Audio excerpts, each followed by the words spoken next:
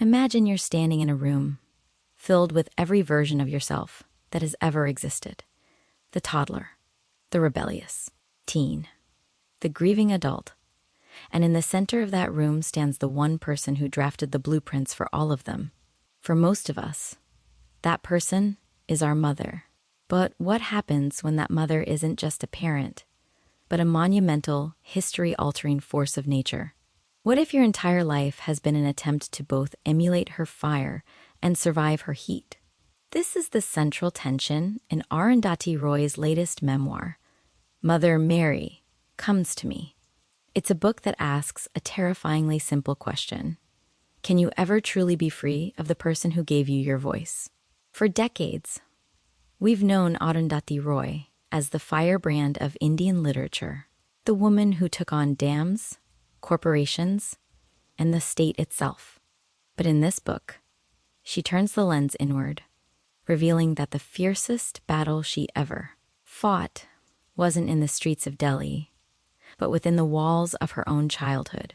If you've ever felt like your identity is a messy collage of inherited traumas and borrowed strengths, this book is going to feel like a mirror you're almost afraid to look into. The first big idea Roy unpacks is what I like to call the architecture of rebellion. To understand this, imagine a map of India in the 1960s. At that time, Christian women in the state of Kerala had almost no inheritance rights. They were essentially guests in their own family homes. Arundhati's mother, Mary Roy, didn't just accept this. She sued her own family and took the case all the way to the Supreme Court and won. This is the big idea that anchors the book. Our personal freedoms are often paid for by the social isolation of those who came before us. Roy shows us that Mary wasn't a soft maternal figure. She was a warrior who had to turn her heart into a fortress to survive. In the book, Arundhati Roy explores how this environment shaped her own writing. She suggests that she didn't become an activist because she wanted to. She became one. Because silence wasn't a language spoken in her house. This challenges the common idea that we choose our paths. Through the lens of this memoir, Roy argues that our destinies are often just the logical conclusion of our parents' unfinished business. If you're watching this and wondering why you have a specific drive or a specific fear, this book suggests the answer isn't in your present, but in the legal and social battles your ancestors fought or lost. The second major pillar of Mother Mary Comes to Me is the concept of the small things versus the big things. Fans of her debut novel will recognize the callback. But here, it's stripped of its fiction. Roy describes her childhood as a series of small domestic moments. A shared meal, a look of disapproval, the way the light hit the back porch, that were constantly being crushed by the big things like caste, religion, and patriarchal law. Imagine a microscope focusing on a single petal, only for a giant boot to step on it. That is the visual language of this book. Roy argues that we live in a world that tries to tell us that our private lives don't matter compared to great history. But through her narrative, she proves the opposite, that the history of a nation is written in the way a mother looks at her daughter across a kitchen table.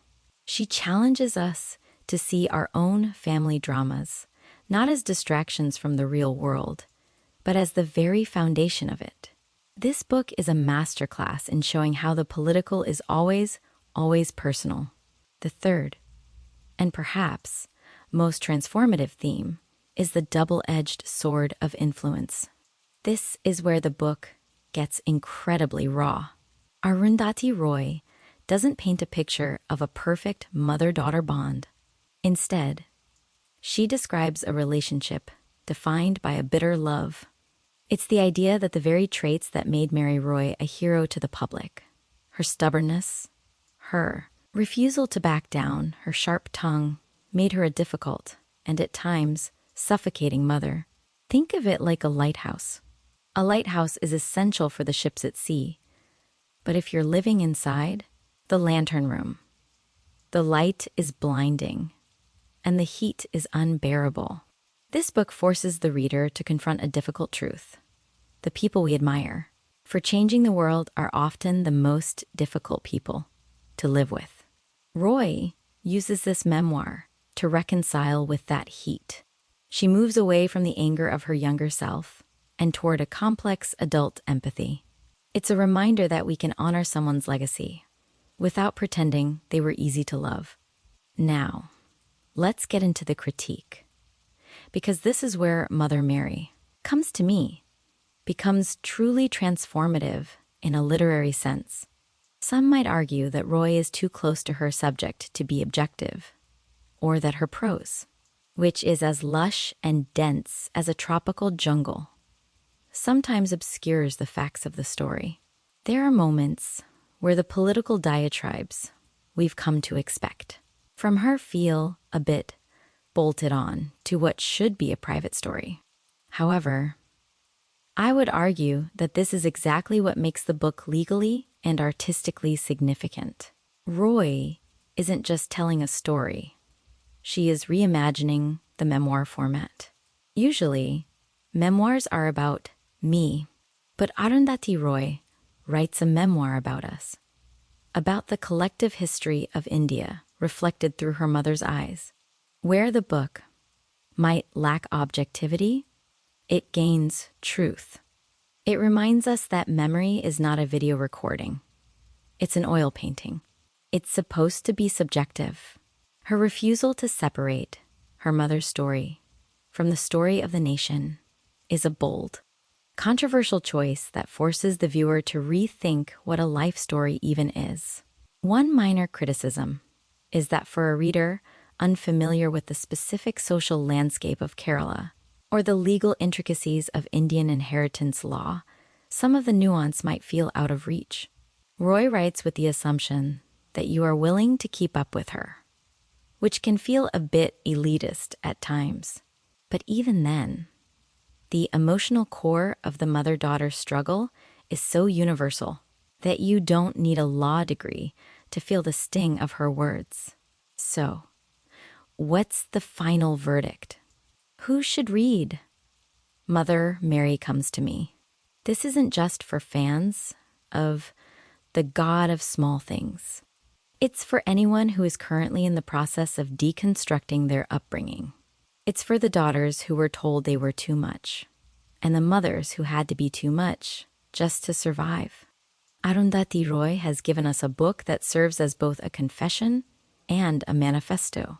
She reminds us that we are all, in some way, haunted by the women who came before us, and that the goal of life isn't to stop the haunting, but to learn to speak to the ghost. It's a beautiful, frustrating, and ultimately liberating read. Your actionable step for today is this. I want you to look at one difficult trait you have. Maybe it's your temper, your stubbornness, or your intense need for privacy. Instead of trying to fix it, trace it back. Ask yourself, whose survival mechanism am I currently using as a personality trait? Like Roy does in this book, try to see that flaw not as a failure, but as an inheritance. Understanding the why behind your behavior is the first step toward deciding whether you want to keep it or evolve past it. I recommend getting this book to fully understand the author's perspective. If you found this analysis helpful, make sure to hit that subscribe button and turn on notifications. You won't want to miss our upcoming episodes. Until next time.